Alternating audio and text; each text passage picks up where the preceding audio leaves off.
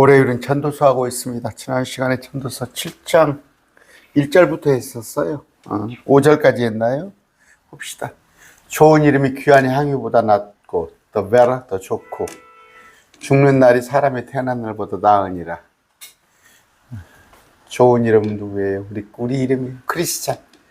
크리스찬은 귀한 향유. 나드 한 근에 3천만 원, 5천만 원 가는데 우리 크리스찬이라는 이름이 얼마나 좋아요. 가장 존귀하신 이름은 예수님인데 우리도 예수님의 신부니까 좋은 이름이 귀한 향유보다 낫고 죽는 날이 사람이 태어난 날보다 나으니라. 우리는 죽는 날이 좋아요. 왜? 우리는 새로운 부활을 맛보기 때문에. 그러면 이거 이제 우리 신학시대 교리로 보는 건데 구약시대 말씀을 알지 못한 이 땅의 것을 생각하는 사람들 입장에서는 뭐예요? 또 불신자들도 뭐예요? 사람은 죽어서 이름을 남기고 짐승은 가죽을 남긴다 그런 얘기죠. 사람들은 뭐예요? 세상 사람들은 태어난 날이 더 좋겠죠. 죽는 날은 막 애고 그러지 않아. 막 죽는 날은 막 슬피 울지만 우리는 죽는 날이 더 좋습니다. 그러니까 참 철학적으로도 많은 의미가 있잖아요. 전도서는 그러니까 이것은 전도서는 뭐예요? 그 불신자들 그들한테도 많이 회자되는 인용하는 그런 성경 구절입니다. 애고 가는 집에 가는 것이 잔치집에 가는 것보다 나으니 초상집에 가는 집이 잔치집보다 나아요. 이는 그것이 모든 사람의 끝이기 때문이라. 살아있는 자는 그것을 자기 마음에 두리라. 뭐예요? 살아있는 자는 죽음이라는 걸 항상 생각을 해야 해요. 항상 애고 가는 집에 가서. 저는 사실 그렇습니다. 나도 언젠가는 저들과 같이 내게 숨이 끊어질 때일 때 할 때 마음에 투어요. 다음을 생각한단 말이에요. 잔치집에 가면 마냥 시끌짝에 아무런 생각 없이 막 웃고 먹고 떠들고 그러지만 애고 가는 집에서는 많은 교훈이 있습니다. 슬픔이 웃음보다 나으니. 특히 우리한테는 그러죠. 우리 믿는 사람한테는 이것이 많이 생각해야 할 부분이잖아요. 슬픔이 웃음보다 나으니 얼굴이 슬픔으로 인하여 마음이 더 나아지기 때문이라. 우리 신앙적으로도 뭐예요? 슬픔이. 여러분이 어떤 그 공경에 처했을 때 아니면 징계를 받을 때 이거 웃음보다 더 좋습니다. 슬픔으로 인하여 마음이 더욱 깨끗하게 되고 정결케 되는 거예요. 징계나 어떤 고난이나 이런 걸로 통해서. 지난 시간에 다 해놨어요. 계속 또 새로 한다는 것은 뭐더고. 자, 지혜로운 자의 마음은 애고 가는 집에 있으나. 아까 같은 말이네요. 여기. 지혜로운 자의 마음은 애고 가는 집에 있으나 어리석은 자의 마음은 희락하는 집에. 어리석은 자는 그냥 기쁨만 찾아다녀요. 그냥 그 노래방 가면 그냥 노래방. 지혜로운 자의 마음은 애고 가는 집에. 아까 여러분 그 상가집 가면 그런 말 안 들어요? 저는 그런 말 많이 들어요. 저 죽은 사람의 앞으로의 일, 또 장차 나도 저렇게 죽을 텐데 하는 거. 지혜로운 자의 책망을 듣는 것이 어리석은 자의 노래를 듣는 것보다 사람에게 나올라. 지난번에 말씀드렸어요. 책망이 지혜로운 자에게서 책망을 나오는 건데 지혜로운 자예요. 우리 예수님이에요. 예수님은 책망하십니다. 또 많은 대언자들은 책망을 하잖아요. 근데 어리석은 자들의 노래는 뭐예요? 그냥 같이 합창을 하는 거예요. 합창을. 우리 강단에서도 지혜로운 자가 있고 어리석은 자가 있어요. 목사님이라고 뭐 다 영적인 자 아닙니다. 지혜로운 목사님은 책망을 해야 해요. 책망.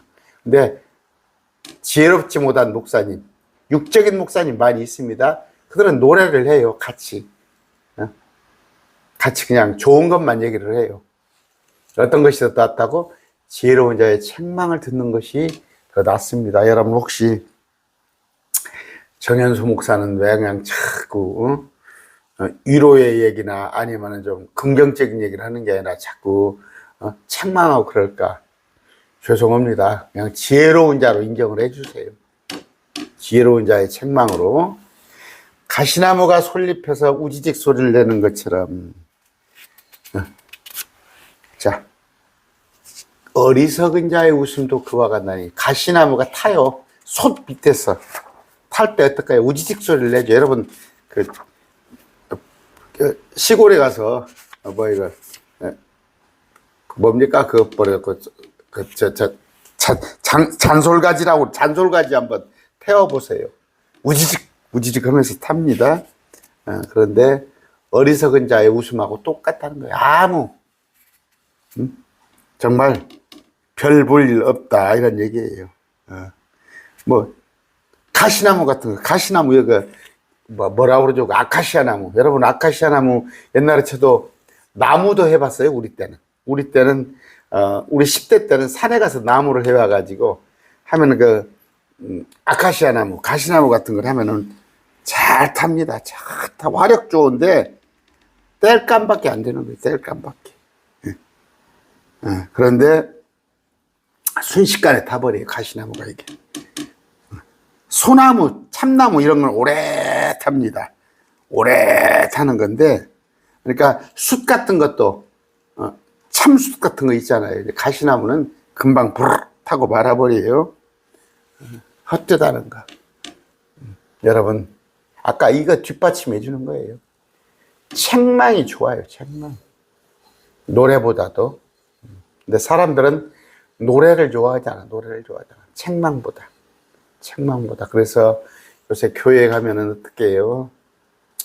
그냥 좋은 설교, 특히 좋은 설교 25분짜리 들어도 그만 안 들어도 그만. 어리석은 자의 노래예요. 그런데 지혜로운 자의 책망은 뭐예요? 하나님께서 말씀하신, 예수님께서 책망하신 것들을 다. 그래서 하나님을 두려워하라는 거. 하나님을 두려워하는 자는 실패하지 않습니다. 결코 실패하지 않아요. 사실입니다. 어떤 일이 했을 때 하나님이 생각나고 하나님께서 마음에서 찔림을 주실 때 그것을 행하지 않고 했을 때는 실패하지 않아요. 그런데 하나님을 두려워하지 않은 것은 가정도 그렇습니다. 가정도. 요새 참 그 자녀들 문제 많이 되잖아요. 문제 많이 되는데 부모가 엄한 부모들 밑에 자식들이 잘 돼요. 저는 우리 아들, 딸 키우면서 저는 매질하지 않았어요. 저는 손대지 않았어요. 그러나 끔끔해지면 분명히 했어요. 뭐 아빠가 그들 앞에서 허튼 소리 안 하니까. 그렇게 했을 때 또 뭐 이런 얘기하면 무슨 얘기예요? 꼭 매로 때리라는 얘기가 아니라 어미를 보이는 거예요. 부모가 자식 앞에서 어미를 보였을 때 자식들이 부모를 두려워하는 거예요. 그게 경외라고 되어 있어요. 오늘 그래서 이제 7절부터 합시다. 7절부터 오늘 할 때 기도합니다. 존귀하신 아버지 하나님 감사합니다. 또 새롭게 한 주가 시작되었습니다. 한 주 살 동안에 주님을 두려워하는 마음으로 주님의 말씀 안에서 정말 살아야겠다 그런 각오로 살게 해 주시옵소서. 아버지, 우리가 지혜로운 자의 책망을 노래같이 들리는 웃음소리보다 더 귀하게 여기는 그런 자 되게 해 주시옵소서. 예수님 이름으로 기도드립니다. 아멘.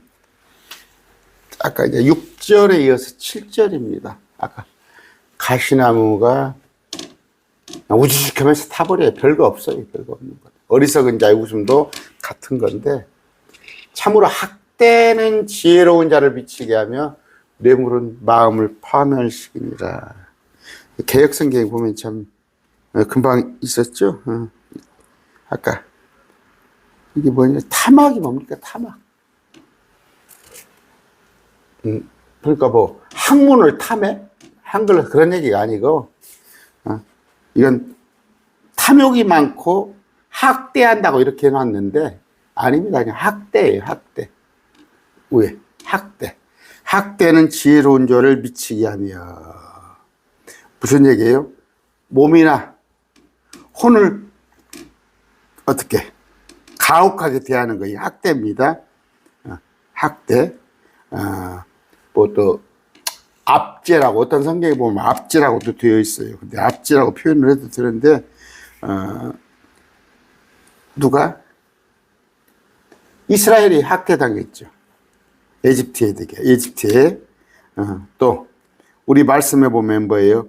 과부나 아버지 없는 자, 고아죠. 타고 가난한 자를 학대하지 말라, 이렇게 되어 있습니다. 마찬가지입니다. 독재자들이 학대를 하죠. 독재자들이.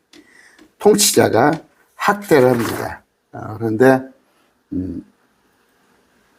참 누가? 지혜로운 자들은 이 학대가 견디들 못하죠.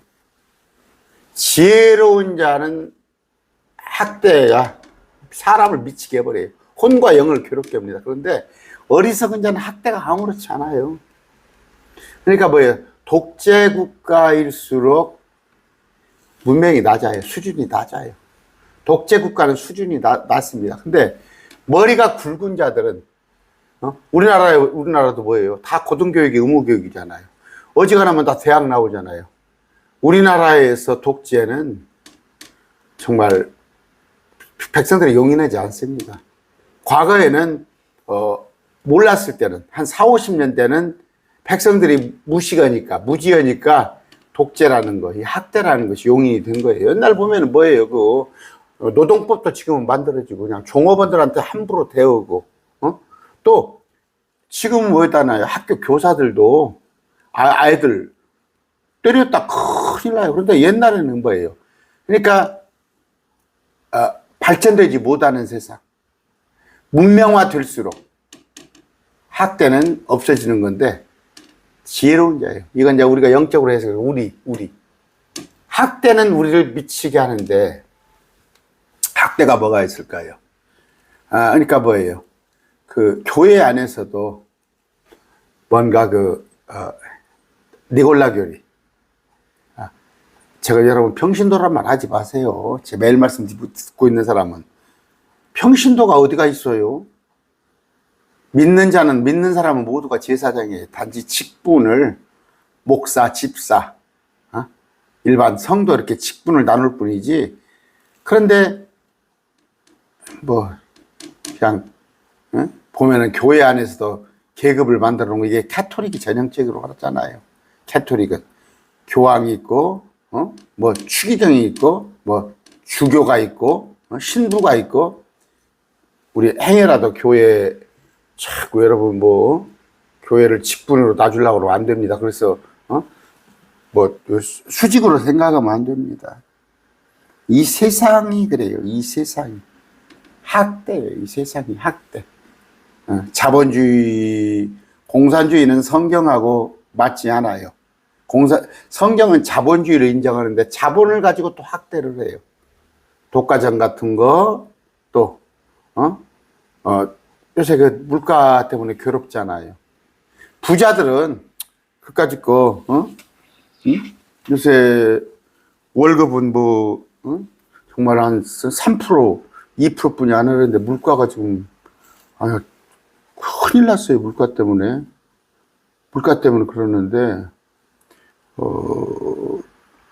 그것도 하나의 재벌들이, 또 여러분 어지간하면 다 이렇게 독과점이잖아. 이런 것도 학대예요. 학대.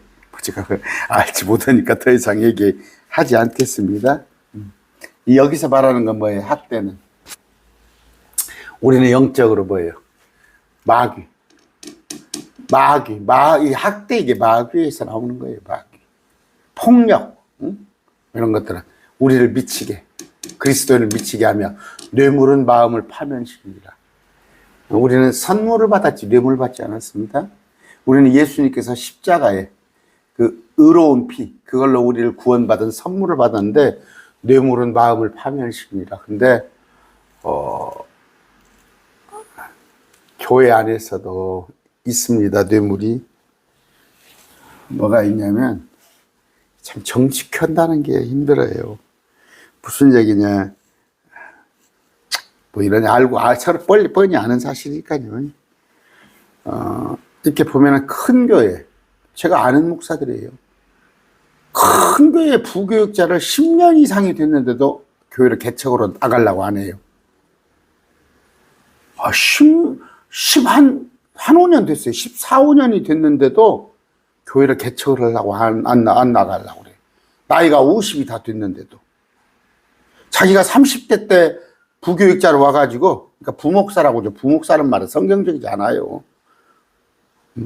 여러분, 학교 가면 선생님이 있는데 담임이 있고 부담임이 있죠. 그런 거예요.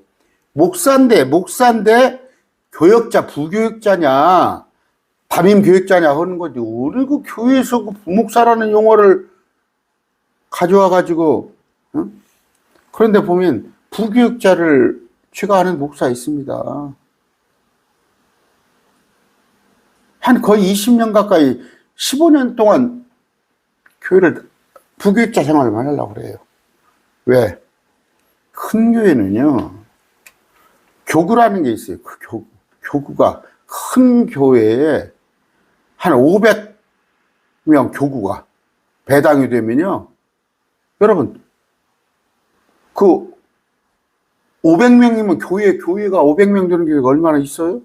근데 500명 뿐이에요? 1000명, 500명을 담당을 해요, 부교육자. 그러면 전부 담당을 하면 그거 담임이나 마찬가지예요. 그러다 보면 아까 뇌물이 뭐예요? 제가 그런 걸 많이 참 힘들었어요. 나 일반 집사 때. 무슨 얘기냐면 우리는 그러니까 24, 원래 교구란 말은 성당에 쓰는 거예요. 성당. 그런데 하여튼 제가 있던 교회는 24 교구로 나눴어요. 나눠가지고 장로님들이 23명뿐이 안 계셨어. 그러니까 한 명씩 다 하고 한 교구를 제가 집사인데 제가 장로님 역할을 했어요.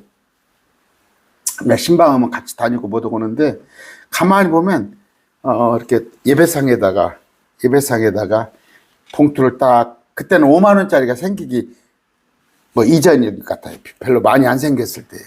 근데 딱 헌금 봉투 이렇게 올려놓은 거 보면은 죄송합니다. 3만 원인지 5만 원인지 알잖아. 신방 가면은. 근데 딱 나오면서 목사님 나오는데 목사님한테 봉투를 줘요. 목사님 책이나 사보세요. 근데 그 봉투가 더 두꺼워요. 10만 원, 20만 원씩 넣어주는 거야. 헌금은 하나님한테는 헌금 3만 원 하고. 많이 봤어요. 그러니까 부교육자들이 그때 당시 한 200만 원씩, 예를 들어서 20년 전에 한 200만 원씩 급여를 받아도 나갈 생각을 안 하는 거예요. 한 500만 원 넘으니까. 그러면서 그 사모한테 직접적인 얘기를 들었어요. 우리 목사님은 용돈을 안 가져가셔요. 용돈이 필요 없지. 더 사모한테 사례비 200만 원 갖다 주고도 더 갖다 주지. 뇌물입니다. 뇌물이에요. 분명하세요. 뇌물입니다. 저는 죄송합니다. 어쩌다가 저한테 찾아오는 분이 있어요. 저한테 목사님 어디십니까? 뵙고 싶습니까? 어쩌다 찾아오는데 여기 와서 봉투를 저를 놓고 갑니다. 그러면 저는 그분의 이름으로 반드시 교회 계좌에다 헌금을 합니다. 얼마 전에는 누가 상품권을 가지고 왔어요. 상품권을 10만 원 가지고 왔더라고. 제가 그래서 상품권 안 해주고 제 있는 돈 10만 원을 가지고 헌금을 했어요. 그 계좌에다. 저는 그런 게 분명합니다. 공사가. 내가 받아야 할 사례비가 있고, 또, 여러분이 후원하는 거 다 또 용도가 있습니다. 제가 이렇게 생색을 내기가 싫어요. 얼마 하지도 않은데 생색 낸다는 게 뭐 하는 건데, 여러분이 헌금하는 거 결코 허투루 쓰지 않으려고 노력을 합니다. 허투루. 근데 아무렇지 않게, 하나 더 얘기하자면 제가 옛날에는 기도원을 다녔어요, 저는. 90년대부터 제가 기도원을 쫓아다녔어요. 그때는 이제 그냥 기도원 아니고, 그러면 매월 1일이면 1일날 갔다가 3일 나와요. 3일까지 되게 쉬니까. 그러면 2박 3일 갔다 기도원에 갔다 오는데, 어느 서울의 유명한 교회예요. 기도원에 갔는데 그 목사님이 뭐 제가 누구라고 뭐 여러분 다 아실 거예요. 당신은 뭐 사례비를 안 받는데. 속으로 저 양반은 형제가 부자인가? 형제가 부자인가? 어쩐가 해서 사례비를 안 받고 어떻게 좀 대단하다. 그런다고 해서 나가서 알바하는 것도 아니고. 근데 이제 그 집회를 첫날하고 두 번째 날 하는데 딱 그런 얘기를 하는 거야. 저는 또 사례비를 안 받습니다. 그런데 지난번에 누가 와서 나한테 또 어려운 얘기를 하길래 내가 돈 얼마를 빼줬습니다. 근데 어디에서 빼줬냐? 어떤 사람이 자기한테 돈을 4천만 원을 갖다 줬대. 4천만 원 헌금을 했대. 근데 그 돈에서 얼마를 빼서 자기한테 하도 아쉬운 소리를 줬길래 해서 내가 그 자리에서 딱 가방 들고 나와 버렸어요. 그런 돈은 받는구나. 그러니까 교회에서 몇백만 원짜리 몇백만 원 사례비는 안 받으면서 몇 천만 원씩 성도들이 갖다가 좋은 데 쓰셔야 하는 것은 자기 계좌에다 넣어버리는 거야. 많습니다. 전주에서는 소문이 지금 어떤 교회가 어떻게 소문이 났냐? 사례비가 없다고 하는데 자기는 사례비가 목사가 자기는 사례비가 없는데 매월 그러니까 11조는 자기가 쓰겠다 이거야. 11조에 10분의 1은 제사장한테 드렸으니까 구약에. 그러면서 10분의 1 나는 11조만 받지 사례비만 없다고 그러는데 나 도둑놈이라고 그래요. 도둑놈. 교회 재정이 제가 11조를 담당을 했어요. 교회에서 80% 이상이 11조입니다. 제가 등록교인 출석교인 5,000명 있는 교회에서 제가 11조를 담당을 했어요. 한 3년 넘게. 교회 재정 80% 이상이 11조예요. 근데 11조는 자기가 갖다 써버린다고? 그러면서 사례비가 없다고. 뇌물이에요. 뇌물. 교회에서 자동차 받지.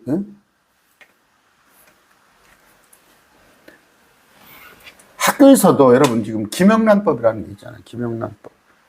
5만 원입니까? 그 이상 받으면 퇴직금도 못 받아요. 파면돼요. 근데 국가의 높은 사람들은 아무렇지 않게 뇌물 받죠.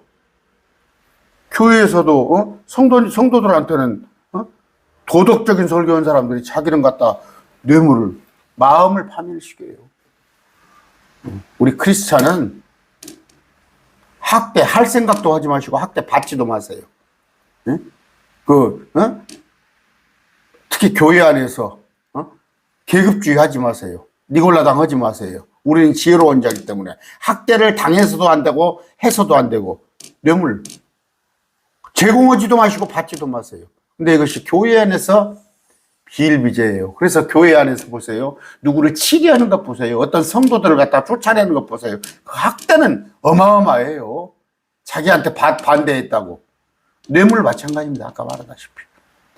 일의 끝이 일의 시작보다 낫고 시종이 같아야겠죠. 시종일관. 근데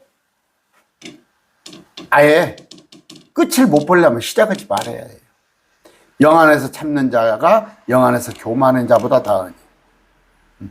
일을 하려면 우리 특히 주님의 일을 할 때 말씀에 그런 게 있죠. 너희가 영으로 시작하였다 육체로 망하려냐 하느냐 마치려고 하느냐. 하나님의 일을 보고 시작을 하세요. 하나님을 보고. 제가 여러분 죄송합니다. 제가 사람 보고 할 것 같으면 이거 할 것 같아요? 전 사람 보고 하면 이거 못합니다. 사람 절대 못해요.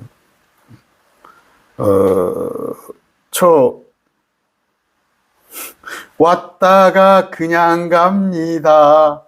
왔다가 가는 사람 많아요. 왔다가 가는 사람 많아요. 제가 존경하는 목사님이 계시는데 그 목사님이 항상 하는 얘기가 뭐예요? 한 30명밖에 안 돼요. 그 교회가 30명밖에 안 되는데 왔다 간다는 거예요. 왔다 간다는 거예요.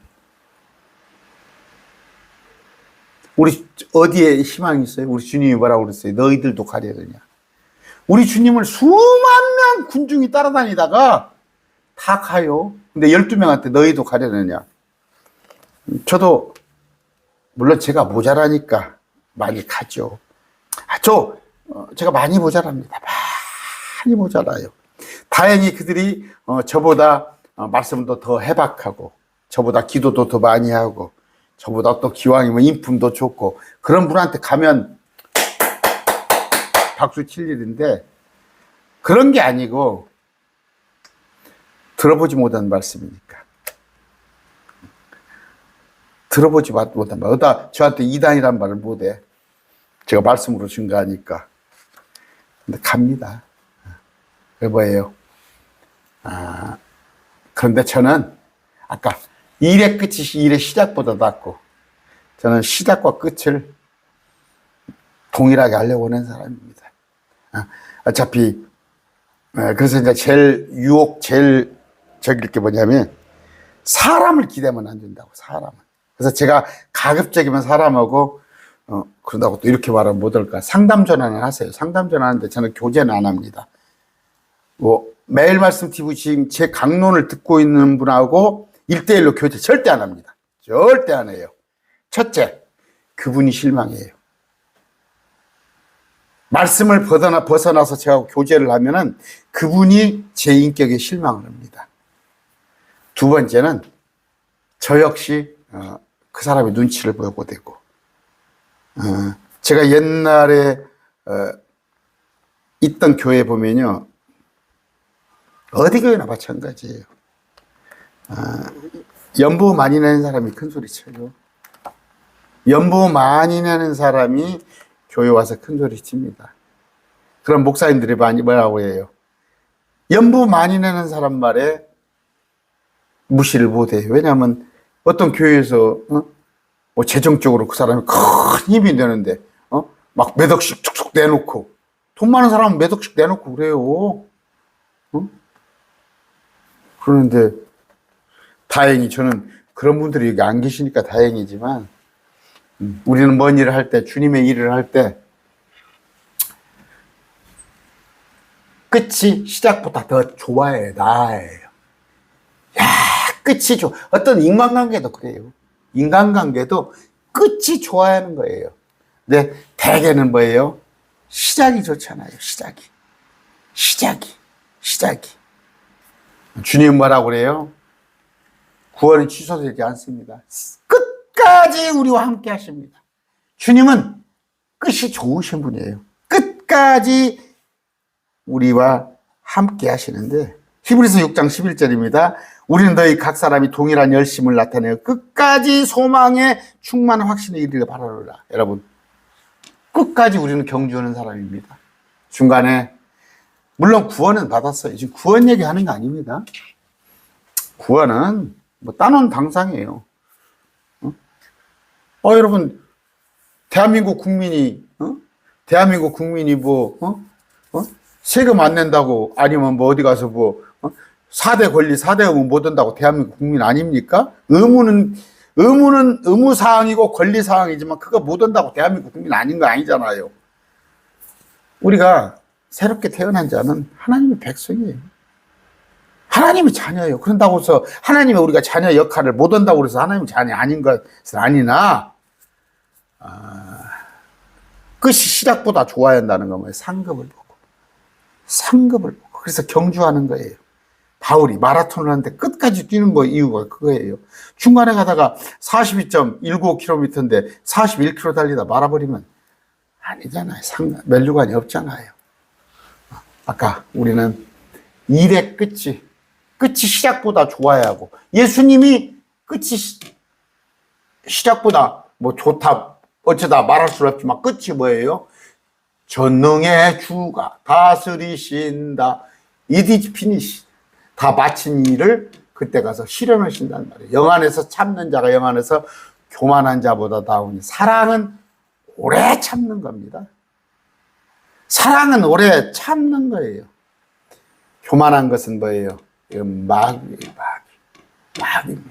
여러분, 불쑥불쑥 하는 것도 교만하기 때문에 그래요. 물론 이건 저한테 주는 교훈이에요. 저 참으려면 참 힘들어요. 정말 참고 들으려면 막 안에서 막 열불이 나요. 뭐예요? 특히 이단들. 아니면 말씀에 바로 서지 못한 목사님들이 막 뭐 할 때는 참으려면 막 힘이 들어요. 불쑥불쑥 하는 것은 뭐예요? 그냥 교만한 자입니다. 교만한 자. 교만한 자. 이제 고린도전서 13장을 제가 좀 계속 보고 있습니다. 고린도전서 13장이 제가 그런 말 했죠. 중학교 때 외웠어요. 전부 한 장을 외웠었는데 지금 와서 자꾸 들춰봐요. 거기 보면 제가 모자란 게 너무 많이 있더라고. 전부 제 거울이요. 고린도전서 13장에 보면은 내가 결론이 뭐야? 사랑이 부족하구나. 사랑이 부족하구나. 여러분들도 시험 드는 사람이 있을 거예요. 제가 사랑이 부족해서 참 그럴란 뭐예요. 영 안에서 참아야 하는데 저를 그냥 신처지 상담하다가도 불쑥해버려요. 불쑥하고 불쑥불쑥 하는데 또 뭐 그 사람 하나만 데리고 그냥 맨날 며칠 할 수도 없다 보니까 그날 한 뭐 서너 시간 너댓 시간 상담하다가 하는데 여러분 참으세요. 사랑은 오래 참습니다. 오래 참습니다.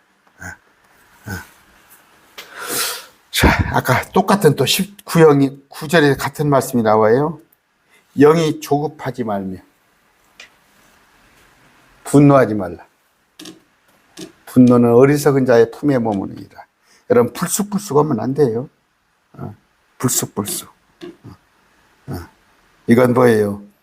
그러면 내가 성격이라기 말하기보다 엄마 뱃속에서 태어난 그 성격이라기보다 여기서 말하는 건 뭐예요?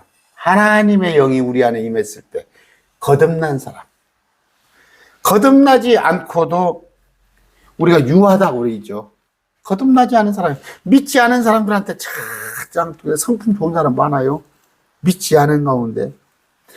제가 이렇게 여기 앞에 제가 주차를 하는데 주차를 시설이 좋아요. 지붕도 있고 그런데 그 약사님한테 그 약국 앞에다 제가 주차를 하라고 그래서 거기 하는데 약사님하고 대화를 하는데 원불교 아주 신자예요. 제가 꼭 그 예수님 믿게 할 건데 성품이 그렇게 좋아요. 아주 그렇게 좋습니다. 아주 좋으신 분이야. 근데 원불교에서는 그렇게 가르쳐요. 항상 원불교가 둥글잖아요. 둥글. 마크가 그런데 이거 막 지금 그걸 말하는 게 아니에요. 그걸 말하는 게 아니라 우리 성령 받은 자들. 그런데 영이 조급하면은 뭐예요? 어리석음이 높아지는 거. 한번 찾아볼까요? 잠언서입니다. 14장 29절. 진노하기를 더디하는 자 큰 명철이 있으나 영이 조급한 자는 어리석음을 높여. 진노를 안 할 수는 없어요. 더디하라는 말이에요. 더디하란 말이에요. 왜? 우리 예수님도 진노 오셨잖아요. 이건 뭐예요? 예루살렘 성전에서. 교회 안에서 지금 보세요. 교회 안에서 기회를 하고 교회 안에서 어디 여행 가는 거 갯돈을 붓고 교회 안에서 서로 우리 가게와 뭐해? 왜 예수 교회 큰 교회 주변에 상가들이 교회를 나오는 이유가 뭔지 알아요? 그 교회 성도들한테 물건 팔으려고 나와. 많아요. 그 교회가 그런 일을 하니까 예수님께서 녹분을 만들으셔서 상을 엎으시고 그랬잖아요. 진노를 안 할 수는 없지만 더디하시라는 거예요, 이게. 근데 영이 조급한 자는 막 불쑥불쑥해. 그러니까 교회에서도 누가 한 말 하면 그냥 부르게 가지고 따지러 다니고 목사님들조차도 그래요. 누가 그냥 대통령도 욕 얻어먹잖아요. 지금 우리나라 대통령을 욕을 얼마나 많이 얻어먹습니까? 그 앞번 대통령도 그렇고 대통령이라는 자리가 욕을 얻어먹게 돼 있는데 그 목사님이야 뭐 가지고 요거도 안 하고 근데 그냥 그걸 못 참아가지고 강대상에서 그날 어디다 들었다면 그냥 갚아버리잖아 강대상에서. 저도 좀 영이 조급한 자인데 아까 전도서 7장 9절에 뭐예요? 분노는 어리석은 자의 품에 머무는 거예요. 어리석은 자들이 쉽게 분노하고 그런 겁니다. 자, 어리석은 자의 품 머무는다는 거 분노하지 마시기 바랍니다. 또 마찬가지예요. 이제 저도 나이가 60이 넘다 보니까 조금은 잦아들었어요. 아내한테는 분노하지 마세요. 저는 최소한 자기 배우자한테는 분노할 생각하지 마세요. 그걸로 뭐예요? 그 사랑장을 고린도전서 13장 사랑장을 좀 많이 읽으세요. 사랑하는 마음이 있으면 이런 거 못해요. 어떻게 분노합니까? 우리 예수님 뭐예요? 의의 분노시죠. 의의 분노. 자, 아까 골로새서 한 구절 더 봅시다.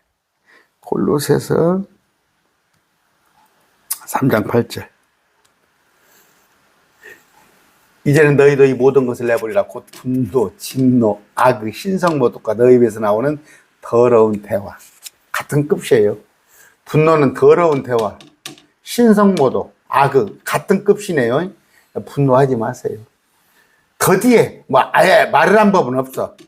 저기 악한 것들을 보고도 가만히 있어? 악한 것을 보고 그냥 가만히 눈 감아줘? 할 수는 없지만 저는 저는 그렇게 강대상에서 이렇게 가끔 얘기하잖아요. 그 말씀하다 보면 한국 교회 돌아가는 거, 또 여러 가지 그냥 참 어리석은 일들 하잖아요. 그 잘못된 목사님들 따라서 어리석은 짓을 하니까 제가 가끔 이건 영적인 분노입니다. 이건 또 이건 책망이에요. 책망에 가깝지만 일상에서 그 분노 쉽게 하지 마시기 바랍니다. 10절입니다. 여기까지만 합시다.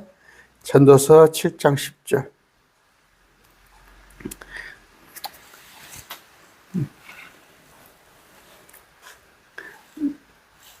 아까 어리석은 자의 품에 머무느니라. 개혁성경은 우매자라고 하는데 우매자. 너는 이르기를 이전의 날들이 지금 날들보다 더 나은 이유가 무엇이냐 하지 말라. 내가 이것에 대하여 지혜롭게 묻지 아니하니라. 이거 이렇게 물어보는 것이 지혜롭지 않다는 거예요. 우리 크리스찬은 이전이 좋았어 소리 하지 마세요. 절대. 이전이 좋았어 소리. 제일 그런 소리 누가 많이 해요? 군대 얘기 막 많이 하죠. 그리고 내가 왕년에는 이러지 않았는데 나이 먹은 사람들이 그래요. 실제 가보면 왕년에 그러지도 않았어. 우리는 그런 말 할 필요가 없어요. 몸은 후패예요. 몸은 부패하나 속은 날로 새로워져. 무슨 얘기냐? 저한테 20대로 돌아가라면 저 천만의 말씀 안 돌아갑니다. 제가 이제 60대 중반이기 때문에 이제 곧 있으면 주님께서 공중에 안 나타나시면 내가 주님한테 가게끔 돼 있는데 고지가 바로 여긴데 얘서 말 수는 없어. 내가 다시 저 밑으로 내려가 시크도 올라왔는데 고생해서 저 20대 30대 그리워하지 마세요. 여러분들 다 그럴 줄 압니다. 비록 내가 나이는 자꾸 늙어가는 것이 몸은 후패하나 내 영은 날마다 새로워져서 주님과 새로운 삶을 살 날이 가까이 왔는데 여기 너는 이르기를 이전의 날들이 지금 날보다 더 나은 이유가 무엇이냐? 결코 더 좋지 못해. 이런 질문은 지혜롭지 못하다 이런 얘기예요. 우리는 소망이 있습니다. 지난 어제 그제보다 내일 모레 주님이 오시는 날이 이번 여름에 꼭 오셨으면 좋겠는데 오늘 전도서 말씀 마칩니다.